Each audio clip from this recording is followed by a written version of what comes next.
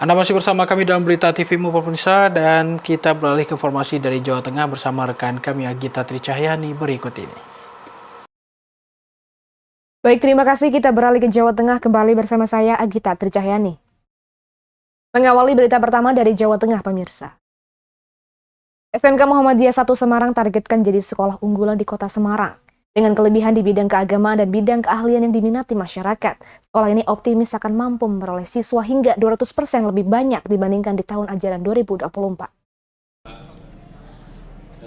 Momentum Milad ke-53 akan dijadikan tonggak sejarah bagi SMK Muhammadiyah 1 Semarang dalam mewujudkan sebagai sekolah Muhammadiyah unggulan di Kota Semarang.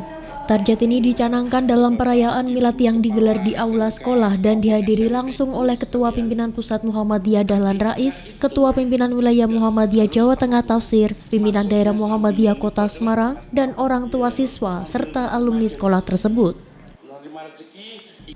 SMK Muhammadiyah 1 Semarang memiliki 3 bidang keahlian, yakni animasi, bisnis digital, dan akuntansi.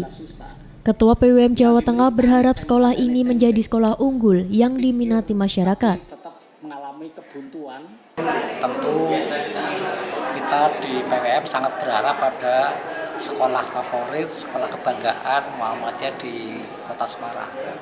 Menjadi PR bagi pimpinan Muhammadiyah di Kota Semarang, dan saya berharap selaku PWM mudah-mudahan perlu dipikirkan lebih luas dan lebih dalam lagi bagaimana membangun sekolah Muhammadiyah di Kota Semarang yang menjadi ikon, gitu ya, ikon, menjadi kebanggaan, menjadi unggulan, menjadi pilihan utama masyarakat.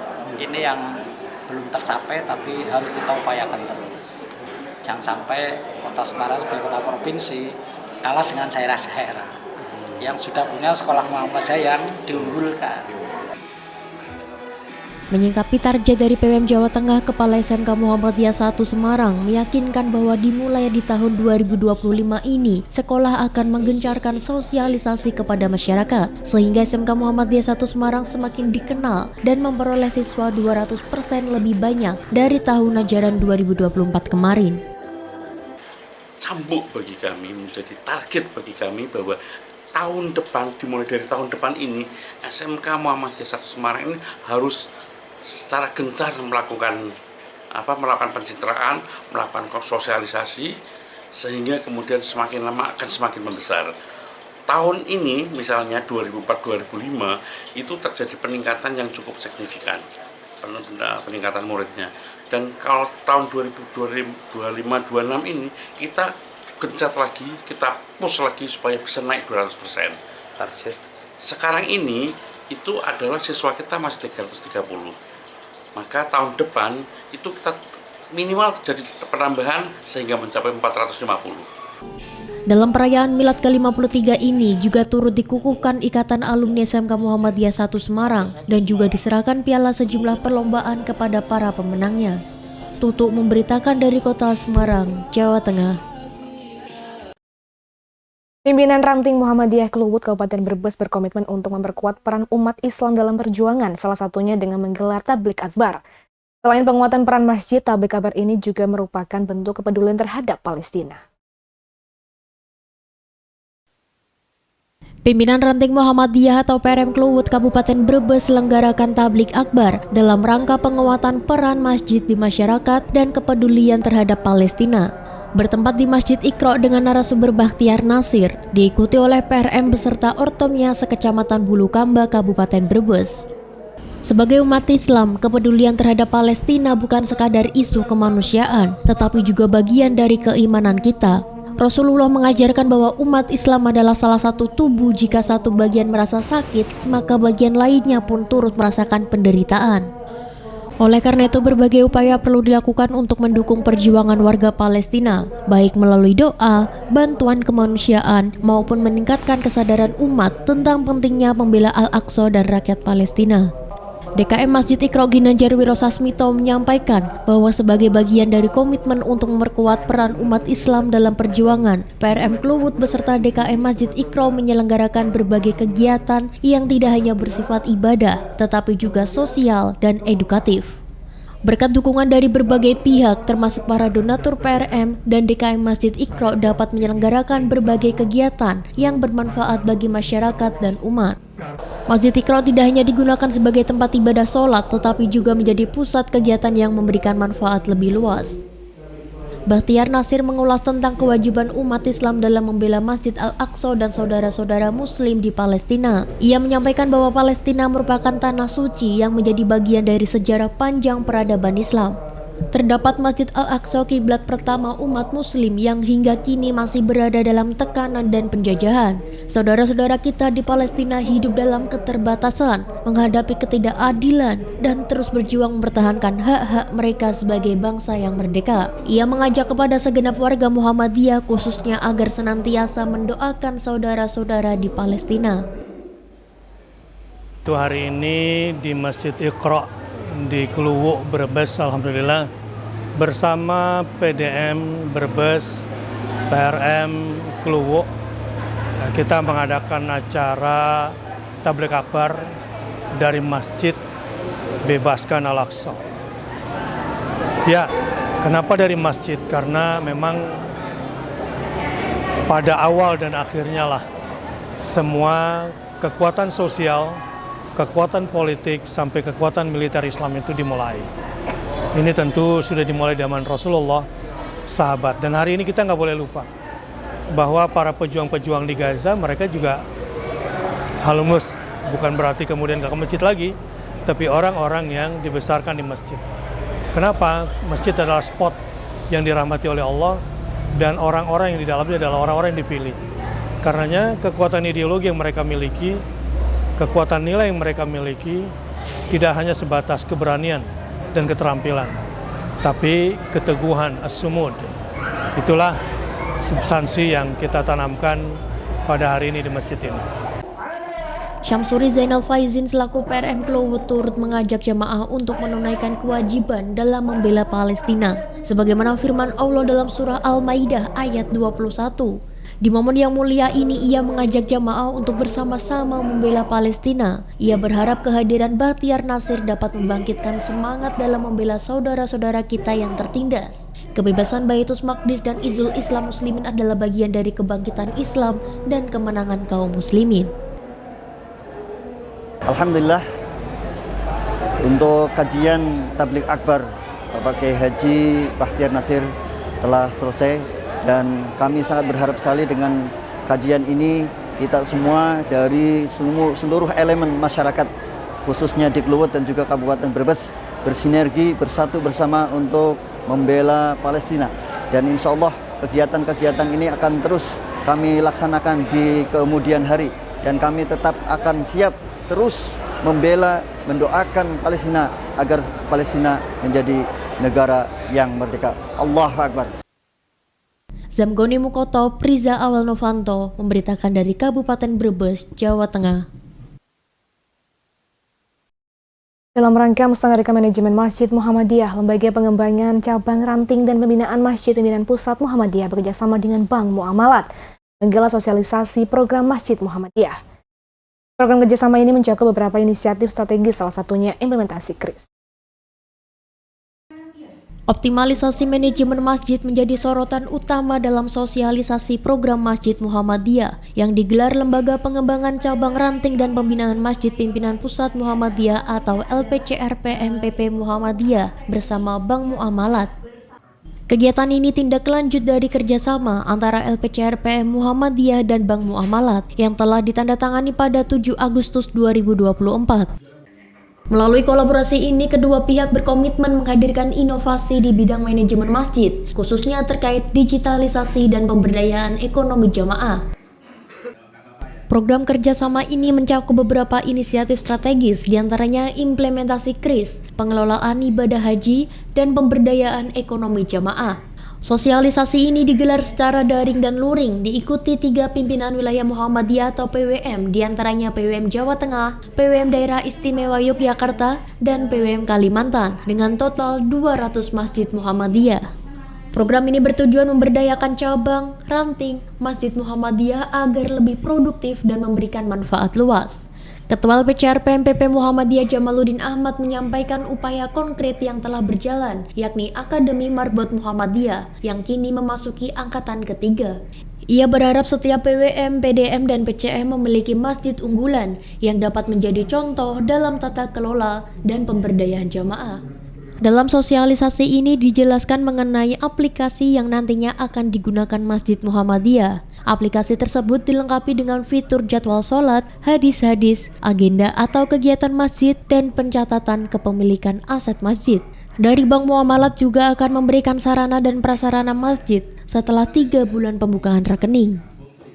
Untuk kesan saya terhadap kegiatan ini dan program-program yang disampaikan Bank Muamalat tadi ya semoga dapat bersinergi dengan Masjid Muhammadiyah, karena harapannya dengan sinergi ini dapat lebih mengembangkan Masjid Muhammadiyah mulai dari segi tadi aplikasi yang ditawarkan, semoga dapat memberikan kenyamanan di Masjid Muhammadiyah, lebih terbuka dan lebih baik lagi dalam pengembangan apa yang ada di Masjid Muhammadiyah sehingga lebih terintegrasi dalam satu kesatuan yang lebih padu begitu.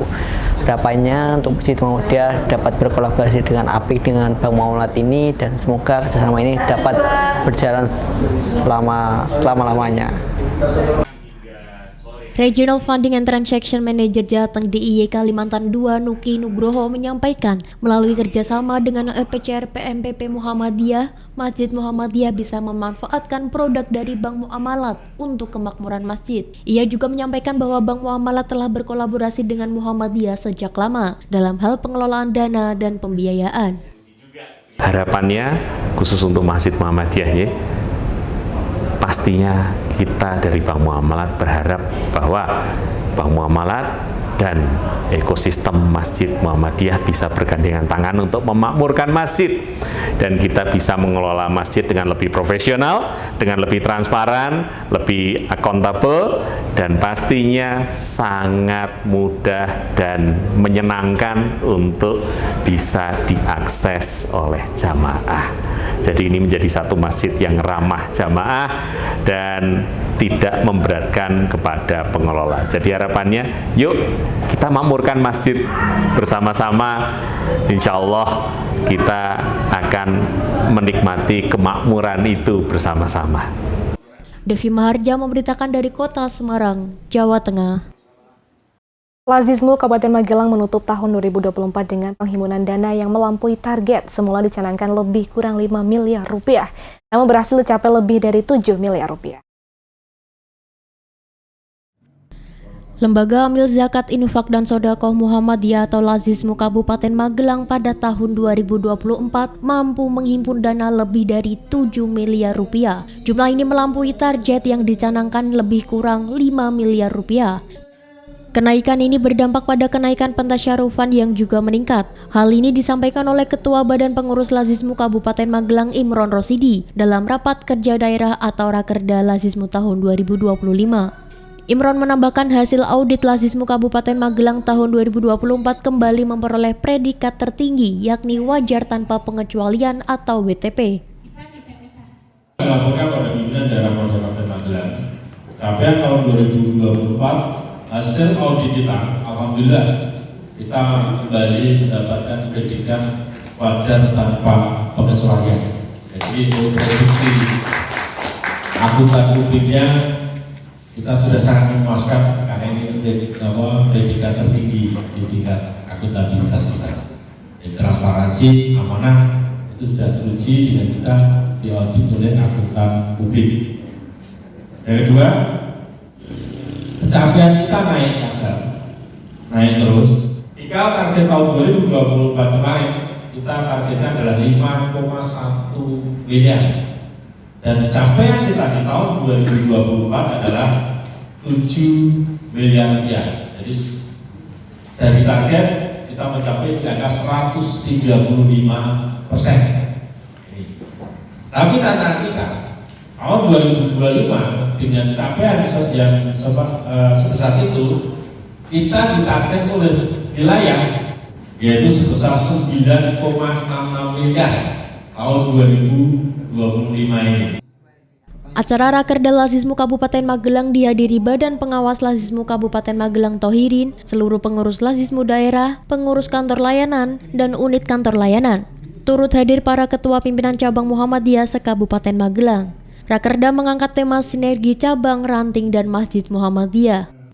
Hadir dan membuka acara Rakerda Ketua PDM Kabupaten Magelang Muhammad Nasiruddin. Ia mengapresiasi kinerja Lazismu Kabupaten Magelang yang semakin meningkat dan terus memberi manfaat bagi masyarakat. Sosialisasi Lazismu hendaknya terus ditingkatkan agar kesadaran masyarakat untuk bersedekah dan berinfak semakin tinggi. Dengan senang hati pimpinan daerah Muhammadiyah Kabupaten Magelang yang pertama memberikan apresiasi kepada Lazismu Kabupaten Magelang.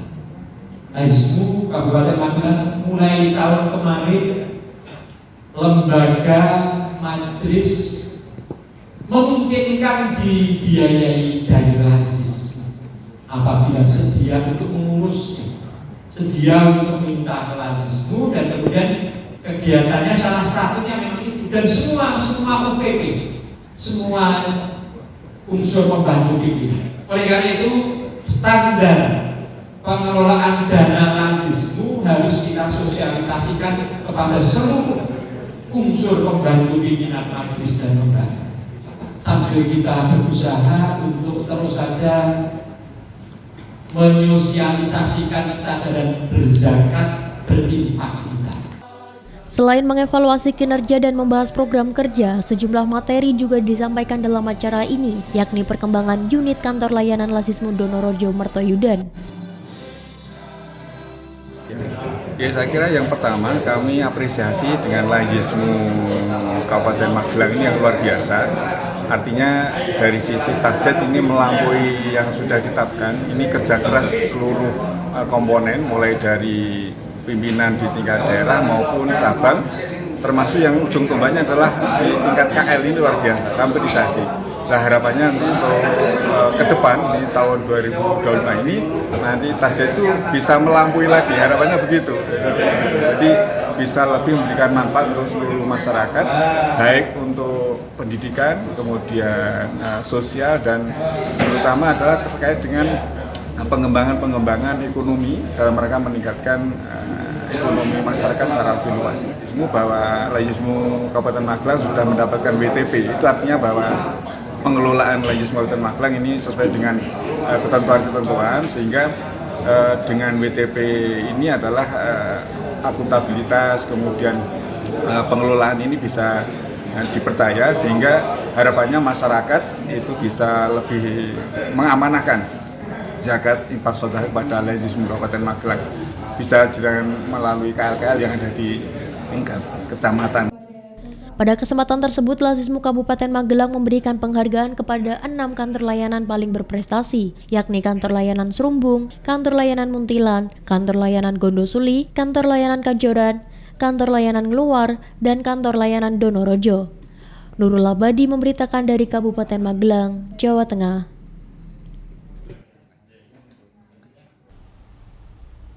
Pembangunan gedung baru Rumah Sakit PKU Muhammadiyah Kutowinangun akan ada penambahan pelayanan poliklinik dokter spesialis. Pembangunan gedung baru ini menghabiskan dana sebesar 64 miliar rupiah dan akan selesai dalam waktu 1,5 tahun. Milad ke-52 Rumah Sakit PKU Muhammadiyah Kutowinangun ditandai dengan prosesi peletakan batu pertama yang diawali oleh tafsir Ketua PWM Jawa Tengah beserta Forkompimcam, PDM, PCM, dan PCA Kutowinangun serta Rio Damas Sugiyarto selaku Direktur Rumah Sakit PKU Muhammadiyah Sruweng.